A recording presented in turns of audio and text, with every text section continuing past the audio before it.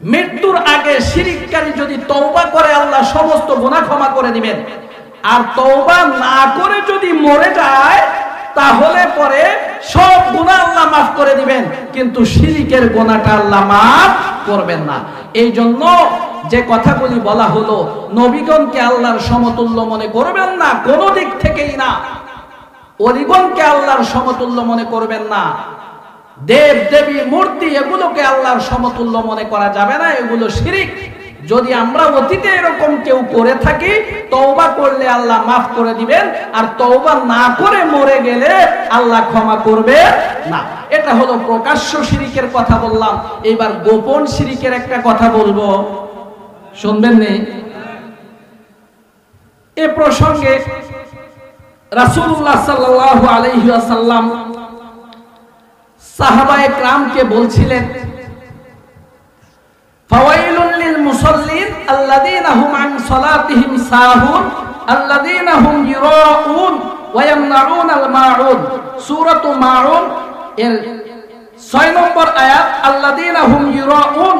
এই আয়াতের ব্যাখ্যায় রাসূলুল্লাহ সাল্লাল্লাহু আলাইহি ওয়াসাল্লাম বলছিলেন, আমি কি তোমাদেরকে দাজ্জালের ফিতনার চেয়ে ভয়াবহ একটি ফিতনার কথা বলবো? সাহাবায়ে কেরাম বললেন, ইয়া রাসূলুল্লাহ, নিশ্চয় বলুন। নবীজি বললেন, সেটা হলো গোপন শিরক। সাহাবায়ে কেরাম আরজ করলেন, হুজুর গোপন শিরক কি? নবীজি বললেন, মানুষকে দেখানোর জন্য ইবাদত করা। মানুষকে দেখানোর জন্য ইবাদত করা। বাংলাদেশের কোন মানুষ মানুষকে দেখানোর জন্য ইবাদত করে না, এই ওয়াজের দরকার নাই, ঠিক কিনা বলেন? হ্যাঁ করে, একটু দেখাই। বাংলাদেশে যেইভাবে আল্লাহ তাআলা যাকাত দেওয়ার নির্দেশ দিয়েছেন, এইভাবে যদি ধনীরা যাকাত দিত, তাইলে বাংলাদেশে গরিব মানুষ খুঁজে পাওয়া দুষ্কর ছিল। দেশের যে জিনিসপত্রের এত দাম বাড়ছে, টাকা কি হয়েছে? কয় টাকা মুষ্টিময় কিছু মানুষের হাতে চলে গেছে। দেশে কোটিপতির সংখ্যা বেড়েছে। মানে বুঝতে পারছেন, আগে যে টাকাটা 100 জন মানুষের কাছে ছিল, এই টাকাটা এখন চলে এসেছে 10 জন মানুষের কাছে। তাহলে 10 জন আরো ধনী হয়েছে, আর বাকি 90 জন আরো গরিব হয়েছে। এই জন্য জিনিসপত্রের দাম আরো বাড়তেছে। একটা কারণ, এটা একটা কারণ, অনেকগুলি কারণের মধ্যে এটা একটা কারণ। তো এই ধনীরা যদি যথাযথভাবে যাকাত প্রদান করে, তাহলে গরিবের অভাব থাকে না, কিন্তু তারা যথাযথভাবে যাকাত প্রদান করে না। একজনের যাকাতের হিসাব আছে 5 কোটি টাকা, উনি 5 কোটি টাকা যাকাত দেন না। উনি কি করেন, 10 লক্ষ বা 20 লক্ষ টাকার শাড়ি কিনেন। 10-20 লক্ষ টাকার শাড়ি কিনা, লুঙ্গি কিনা এলাকার মধ্যে ঘোষণা দেন, অমুক দানবীর অমুক দিন যাকাত দিব। মিডিয়াকে বলা হয় থাইকো, মানুষ আইব। যদি ভাগ্যক্রমে পায়ের নিচে ফইরা 1-2 আহত কিংবা নিহত হয়, তাইলে তো বাজিমাত পেপারে উঠা যাইব, অমুক দানবীরে যাকাত দিতেছিল, যাকাত নিতে গিয়া পদদলিত হইয়া অতজন আহত কিংবা অতজন নিহত হইছে। আছে না নাই? আছে না নাই? এই যাকাত কি মানুষরে ওই 150 টাকা দামে শাড়ি কিনা দেওয়ার জন্য যাকাতের বিধান, নাকি যাকাতের সম্পদের মধ্যে গরিবের যে হক আছে, এই হকটা আস্তে করে গোপনে সসম্মানে তার হাতে পৌঁছে দেওয়ার বিধান? কথা বলে, সসম্মানে তার কাছে পৌঁছে দিতে হতো, কিন্তু মানুষ এটা চায় না। মানুষ চায় আমি দান করছি, লোকে আমাকে দানবীর বলুক। এখানেই শেষ নয়। ইবাদত বন্দেগী, নামাজ পড়ে না, এমনিতে নামাজ পড়ে না, কিন্তু আজকে শ্বশুর বাড়িতে গেছে, মসজিদে গেছে, মাগরিবের নামাজ পড়া মনে করছে 4 রাকাত নামাজ বেশায়া পড়ি। মানুষে কইব না জামাই নামাজই আছে। কার জন্য পড়লো? মানুষকে দেখানোর জন্য। যত ধরনের ইবাদত আছে, যেটা করলে আল্লাহ খুশি হন। কে খুশি হন? আল্লাহ খুশি হন।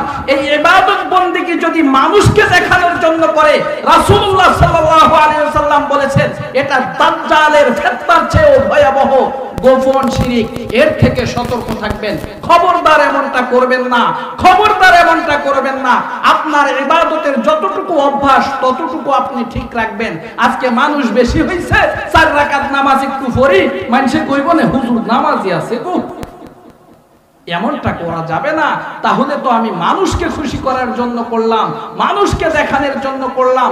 এ প্রসঙ্গে আল্লাহ বলেছেন ফাওয়াইলুল লিল মুসাল্লিন, যে নামাজিরা মানুষকে দেখানোর জন্য নামাজ পড়ে তাদের নামাজ তাদের জন্য ধ্বংস। আল্লাযীনা হুম আন সালাতিহিম সাহুন আল্লাযীনা হুম ইরাউন, যারা মানুষকে দেখানোর জন্য নামাজ পড়ে।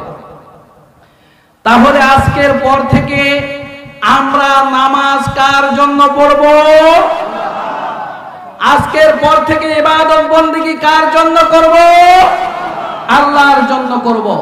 মনে রাখতে হবে, মানুষকে দেখানোর জন্য ইবাদত বন্দেগী করা এটা হলো গোপন শিরক, এটা দাজ্জালের ফিতনার চেয়েও ভয়াবহ।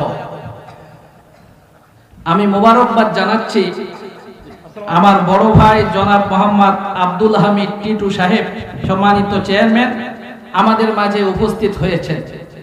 আল্লাহ তাআলা ওনাকে জাযায়ে খায়ের দান করুন, সকলে বলি আমিন। যে কথা আমি বলছিলাম, 10টি নির্দেশনা মেনে চললে আল্লাহ পুরস্কার দিবেন, মানতে ব্যর্থ হলে শাস্তি দুনিয়া থেকে শুরু হয়ে যাবে।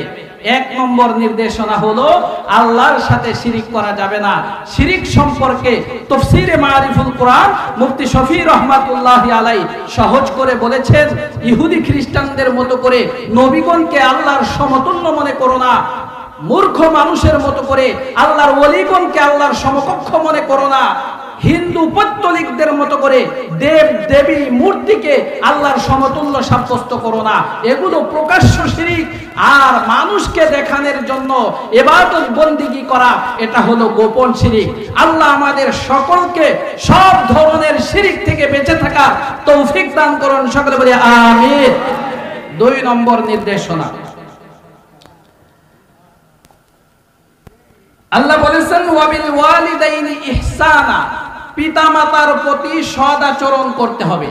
এই যুবক ভাইয়েরা মনোযোগ দিয়ে শুনেন, যেই ওয়াজের আপনাদের এই সমাজে দরকার নাই ওইটা আমি করব না, পরেরটা বলবো। মানুষের পিতামাতার প্রতি সৎ আচরণ করে, এই ওয়াজ না করলে ক্ষতি হবে, এই ওয়াজ করার দরকার নাই। দরকার নাই আছে? তাহলে চলবে? আচ্ছা শুনুন, খুব মনোযোগ দিয়ে শুনেন। আল্লাহ বলেছেন পিতা মাতার প্রতি সৎ আচরণ করতে হবে। 2 নম্বর নির্দেশনা, যদি পিতা মাতার প্রতি সৎ আচরণ করে পুরস্কার দেওয়ার দায়িত্ব কার? আল্লাহ। আর একটু আস্তে বলেন। আর যদি মাতা পিতার প্রতি সৎ আচরণ না করে, মাতা পিতার সাথে দুর্ব্যবহার করে, তাহলে শাস্তি কিয়ামতের মাঠ থেকে শুরু হবে না দুনিয়া থেকেই শুরু হয়ে যাবে? দুনিয়া থেকেই শুরু হয়ে যাবে। এটা কোরআনের মাঝে বলা আছে, তাফসীরের কিতাবে লেখা আছে। খবরদার এটাকে ডিঙ্গিয়ে যাওয়ার চেষ্টা করবেন না যুবক ভাই। আমি আপনাকে বলে যাই, আল্লাহ এই কোরআনের প্রথমেই বলেছেন যালিকাল কিতাব লা রাইবা ফি, এই কিতাবের কোথাও সন্দেহের লেশ মাত্র নেই।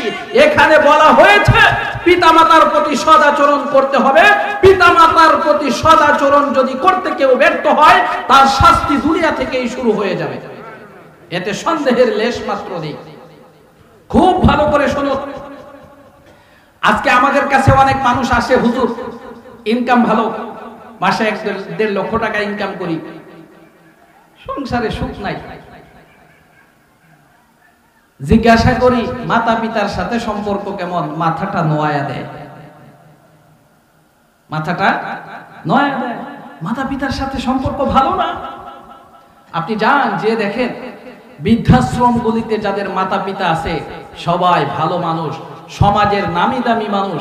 এরা লক্ষ লক্ষ টাকা দান করে, কিন্তু পিতার জন্য তারা কিছু করে না, মায়ের জন্য তারা কিছু করে না। ওই যে একটু আগে বললাম না, দান করে কেন? মানুষে দানবীর বলবে তাই। কিন্তু পিতা মাতাকে দিলে তো কেউ দেখছে না। এই জন্য বৃদ্ধাশ্রমগুলিতে গেলে দেখা যায় বেশিরভাগ সিমসাম ফ্যামিলি, বড়লোক ফ্যামিলি, বাবা মা তারা হলো বৃদ্ধাশ্রম। লক্ষ টাকা কেন, কোটি টাকা ইনকাম করলেও সুখী হতে পারবে না যদি পিতা মাতা তার প্রতি সুখী না হয়। সমাজে এমন অনেক মানুষ আছে দেখবেন রুজি খুবই কম, সামান্য ইনকাম করে, দ্রব্য মূল্যের বাজারে তার চলা কঠিন, এরপরেও সংসারের মধ্যে সুখ আছে। একটা রুটি এনে স্বামী